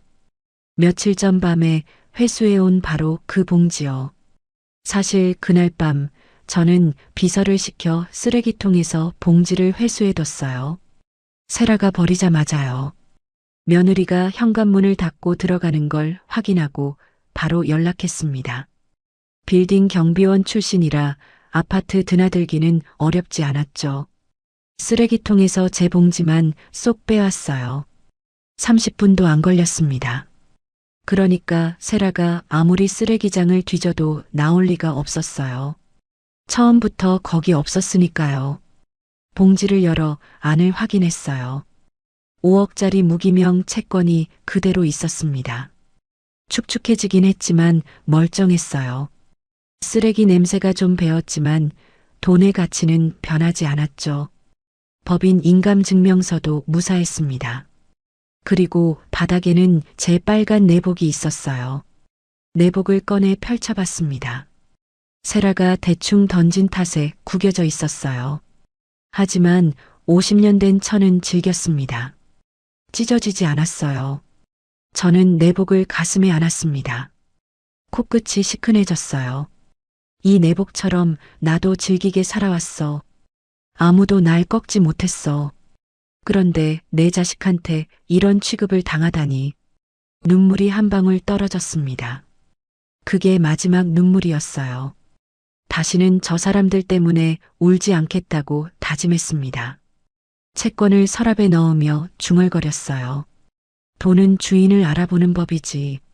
너희한테 갈 돈이 아니었어. 철수에게서 연락이 왔습니다. 회장님, 두 분이 집에 돌아갔습니다. 상태가 엉망이에요. 그러겠지. 서로 물건 던지며 싸우고 있습니다. 이혼 얘기도 나오는데 위자료 줄 돈이 없다고 또 싸워요. 저는 코웃음을 쳤어요. 위자료는 무슨, 있는 것도 다 내 거인데. 화면을 다시 켜봤습니다. 아들 집 거실이 아수라장이었어요. 세라가 옷에 묻은 쓰레기 냄새 때문인지 씻지도 않고 소파에 쓰러져 있었습니다. 진상이는 방 안에서 뭔가를 집어던지고 있었어요. 유리 깨지는 소리가 들렸습니다. 전화기가 울렸어요. 세라가 받았습니다. 친정어머니였나 봐요. 엄마, 나 세라야. 집에 좀 가도 돼? 지금 상황이. 전화기 너머로 고함 소리가 들렸습니다. 소문 다 났어. 짭세라라며? 내가 우리 집안 망신을 시켜? 오지 마. 문 안 열어줄 거야. 뚝. 전화가 끊겼어요. 세라가 멍하니 전화기를 바라봤습니다. 친정에서도 버림받은 거예요. 저는 화면을 끄고 창가에 섰습니다. 밤하늘에 별이 떠 있었어요. 차갑고 아름다웠습니다. 한참을 바라봤어요. 퇴거 집행일이 며칠 남지 않았습니다. 서류는 다 준비됐어요. 그날이 오면 모든 게 끝나요. 저 사람들은 빈손으로 길거리에 나앉게 될 겁니다. 진짜 심판의 날이 다가오고 있었습니다. 저는 그날을 기다리며 빨간 내복을 옷장에 걸어뒀어요. 50년 전처럼 다시 싸울 준비가 됐습니다. 퇴거 집행일 아침이 밝았습니다. 구름 한 점 없는 맑은 가을 하늘이었어요. 창문을 열자 서늘한 공기가 방 안으로 들어왔습니다. 깊이 숨을 들이마셨어요. 오늘이 그날이구나. 가슴이 두근거렸습니다. 저는 일찍 일어나 준비를 시작했습니다. 샤워를 하고 머리를 말렸어요. 거울 앞에서 흰머리를 정돈했습니다. 오랜만에 파마도 했어요. 옷장 앞에 섰습니다. 그동안 입던 몸빼 바지와 늘어난 티셔츠는 눈에 들어오지도 않았어요. 손이 간 건 이탈리아에서 맞춘 검은색 정장이었습니다. 최고급 울 원단으로 만든 옷이었죠.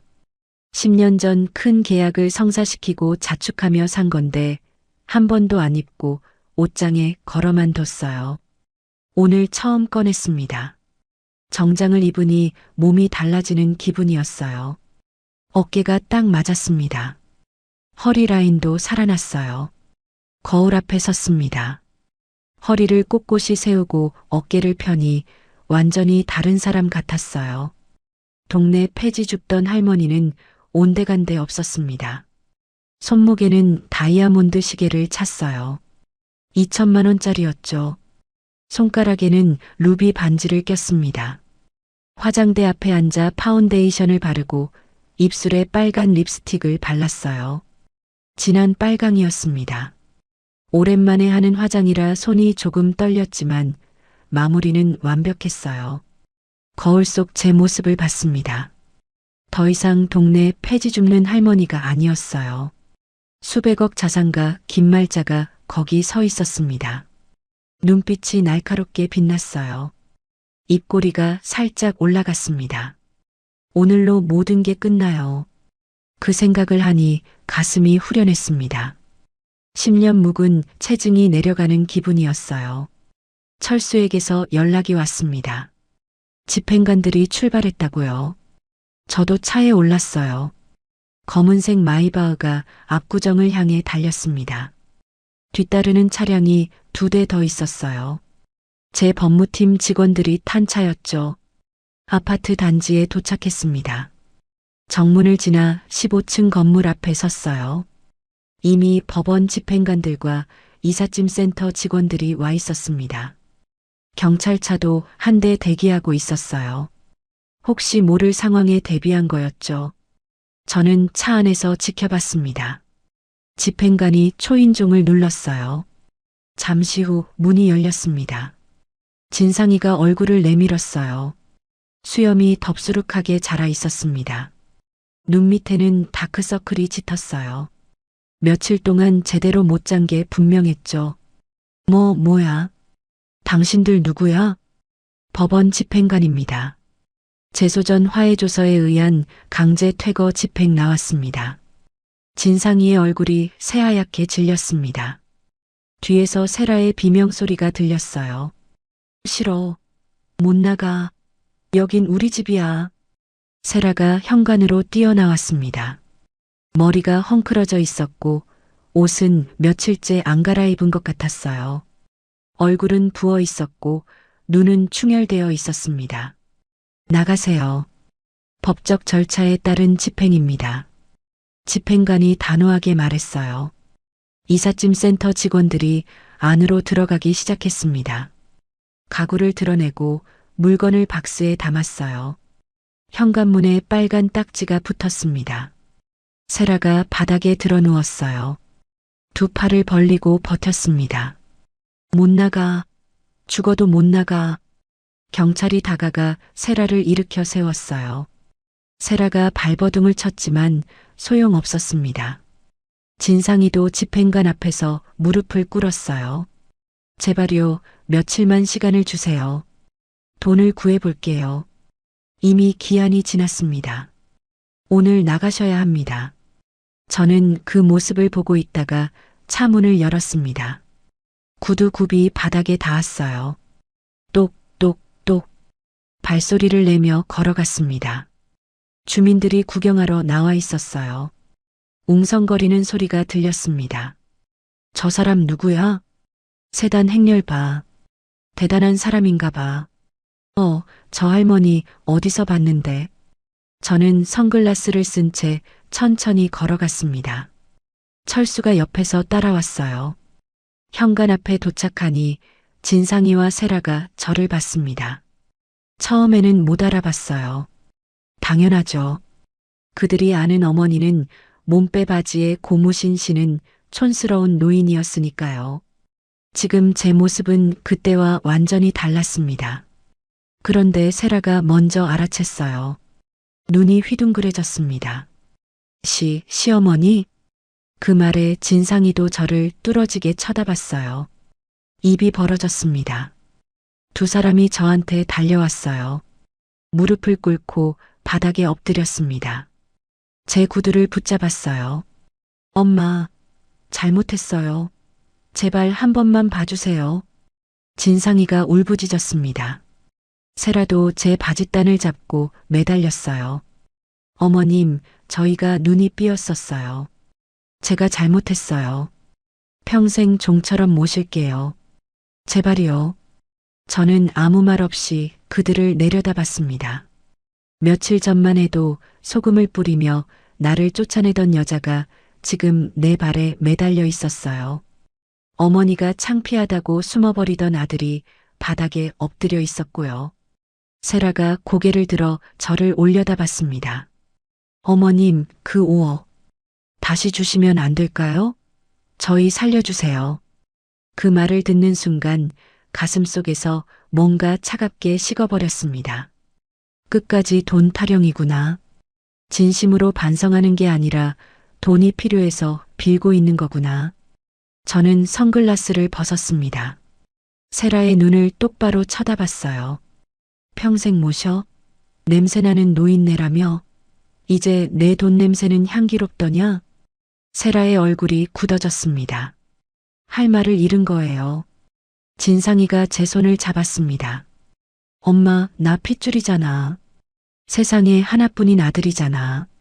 엄마 뱃속에서 나왔잖아. 저는 아들의 손을 내려다봤어요. 내가 젖 먹여 키운 손이었습니다. 대학 등록금 마련하려고 무릎 꿇었을 때 잡아주던 손이었어요. 유학 보낼 때 공항에서 흔들어주던 손이었죠. 밤새 열이 나서 끙끙대던 어린 시절, 이마에 물수건을 얹어주며 잡았던 손이었습니다. 하지만 지금은 다르게 보였어요. 돈 앞에서 어머니를 버린 손이었습니다. 며느리 눈치 보며 외면하던 손이었어요. 화단 뒤에서 떨고 있는 애미를 모른 척하던 손이었죠. 저는 그 손을 차갑게 뿌리쳤습니다. 그날 아침 기억나냐? 화단 뒤에서 밤새 떨고 있던 애미를 내가 눈 마주치고도 외면했을 때 이미 너는 애미를 버렸어.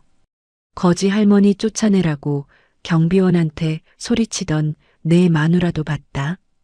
진상이의 눈에서 눈물이 흘러내렸습니다. 어깨가 떨렸어요. 엄마, 그때 내가 잘못했어요. 정신이 없어서 그랬어요. 정신이 없어서? 아니지.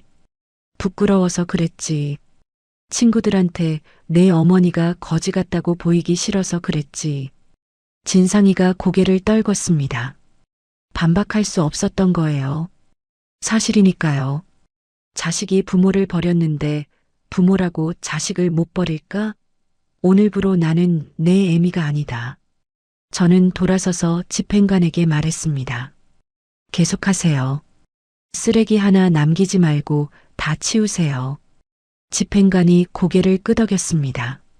이삿짐 센터 직원들이 분주하게 움직였어요. 소파가 나오고 식탁이 나오고 침대가 나왔습니다. 세라가 아끼던 화장대도 끌려 나왔어요. 그리고 철수를 불렀습니다.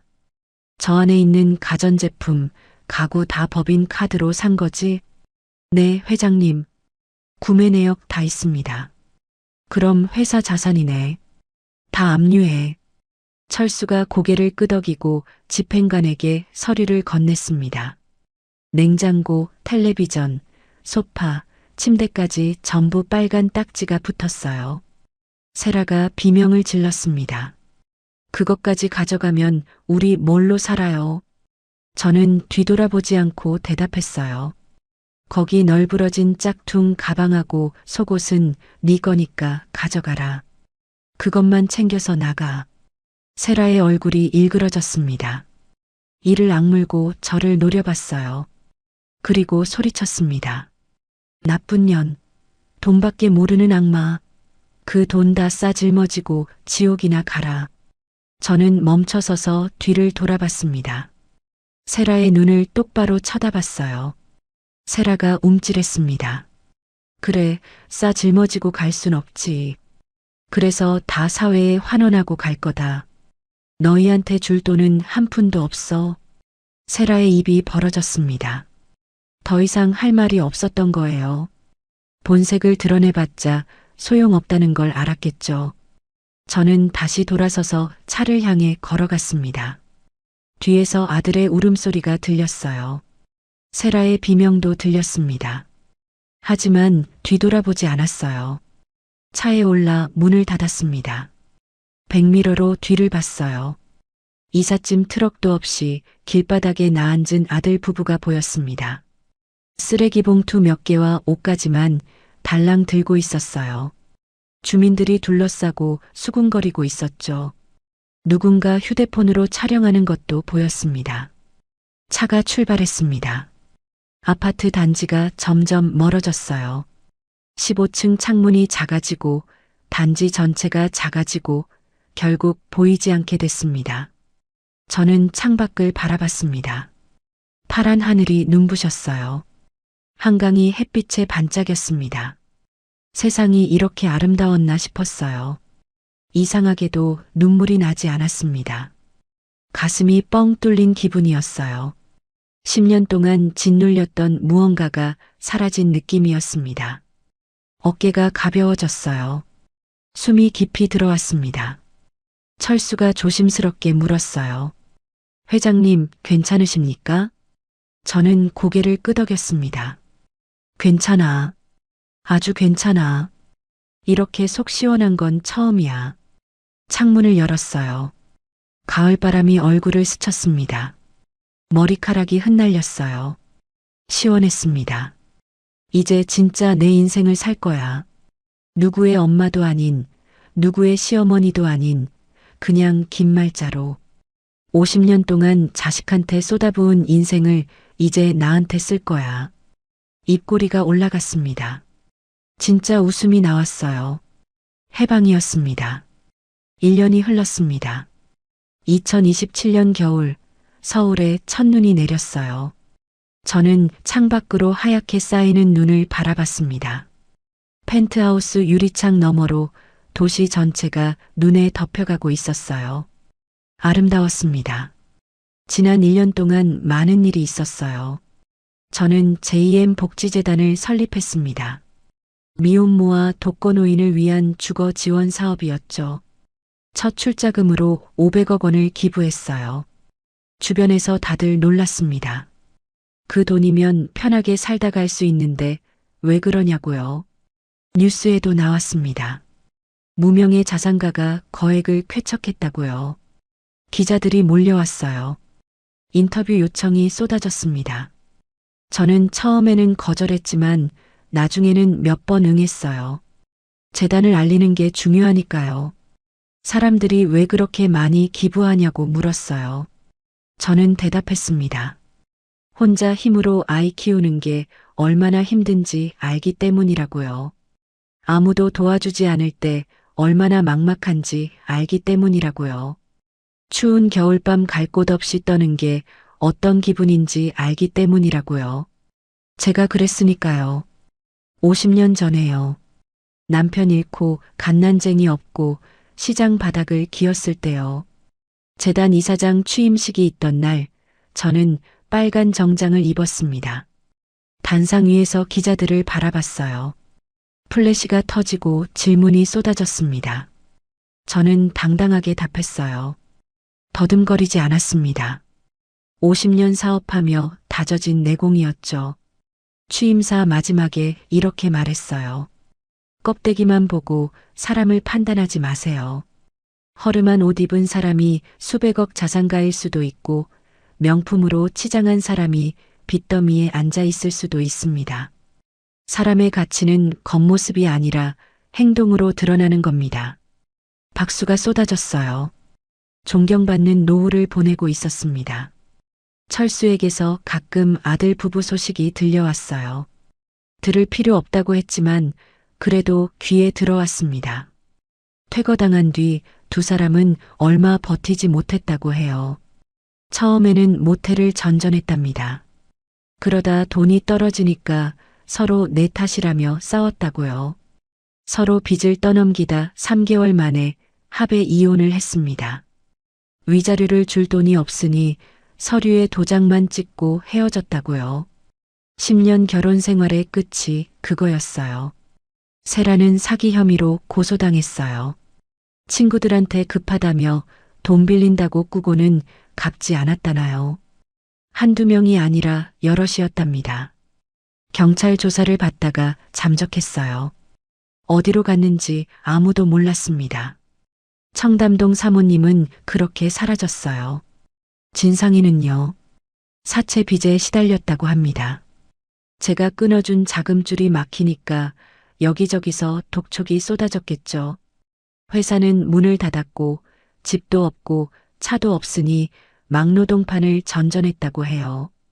공사장에서 벽돌을 나르고 짐을 옮겼답니다. 결국 몸이 버티지 못해서 서울역 근처 고시원에 들어갔다고 들었습니다. 한 달에 30만 원짜리 쪽방이라고요. 그 소식을 들었을 때 제 마음이 어땠냐고요. 글쎄요. 시원하지도 않고 슬프지도 않았어요. 그냥 담담했습니다. 남의 일 같았어요. 오늘은 특별한 날이었습니다. 재단에서 운영하는 무료 급식소에 봉사를 가기로 한 날이었거든요.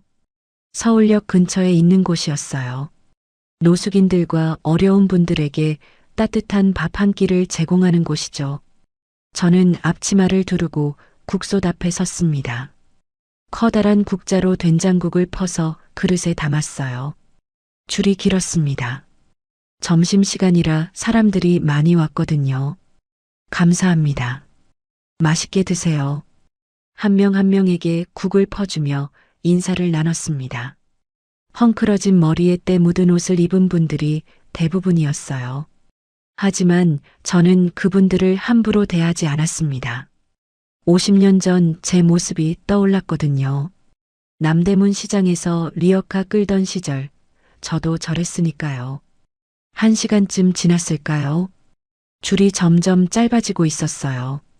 슬슬 마무리할 시간이었습니다. 그때였어요.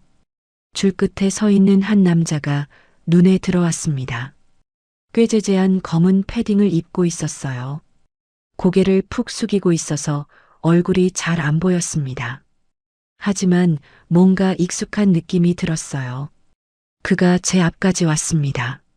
식판을 내밀었어요. 저는 국자를 들어 국을 퍼주려다 멈췄습니다. 그 얼굴을 봤거든요. 수염이 덥수룩하게 자라 있었어요.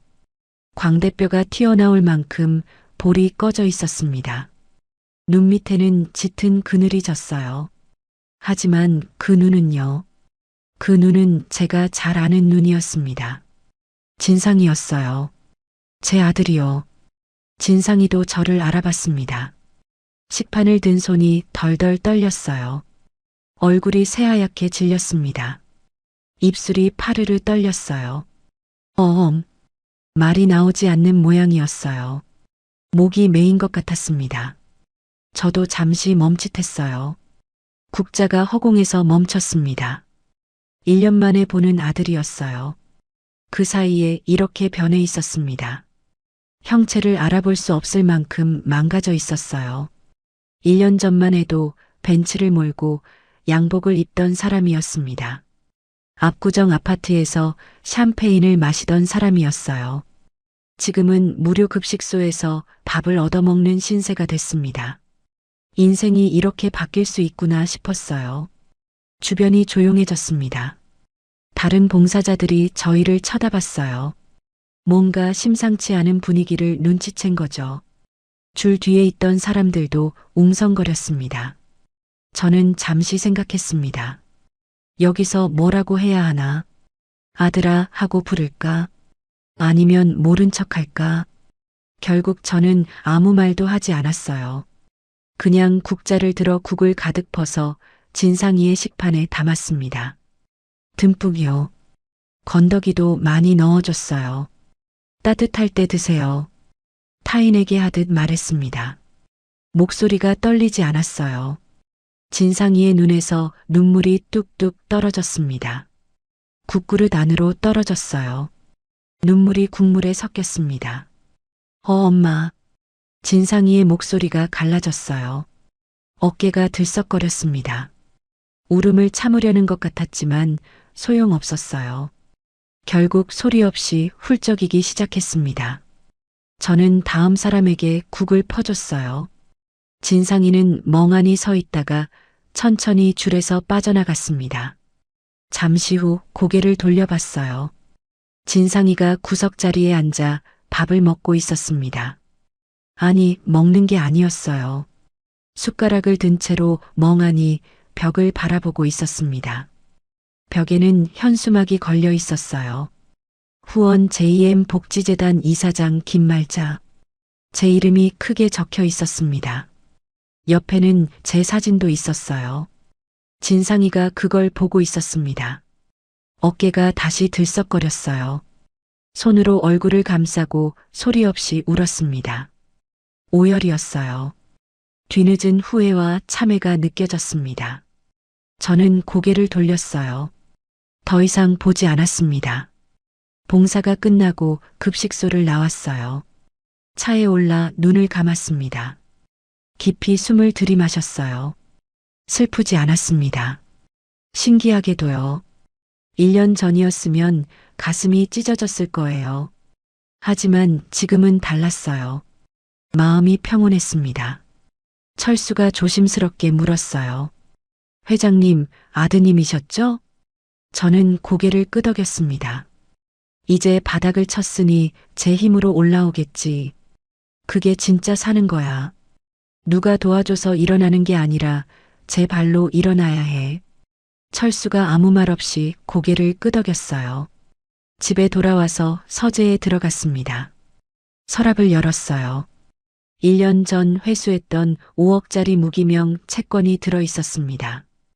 꺼내서 한참 바라봤어요. 이 돈은 원래 진상이한테 주려던 거였어요. 하지만 이제 그럴 필요가 없어졌습니다. 저는 펜을 들어 기부 증서를 작성했어요. 5억 원 전액을 재단에 기부하기로 했습니다. 미혼모들의 주거 자금으로 쓰일 거예요.